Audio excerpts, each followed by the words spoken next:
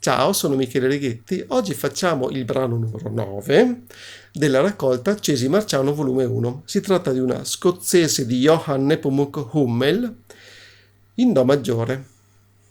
Il brano è suddiviso in due parti. Nella prima parte l'aspetto tecnico più rilevante riguarda il puntato nella mano destra, mentre invece la mano sinistra fa delle note non puntate.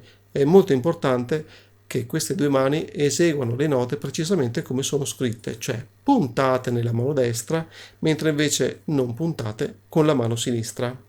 Nella seconda parte, invece, l'aspetto tecnico più rilevante riguarda la mano sinistra, che tiene premute delle note mentre ne suona delle altre. Quindi anche qui molta attenzione a come suonare questa mano sinistra. Come al solito andremo a suonare prima la mano destra, poi la mano sinistra e poi a mani unite.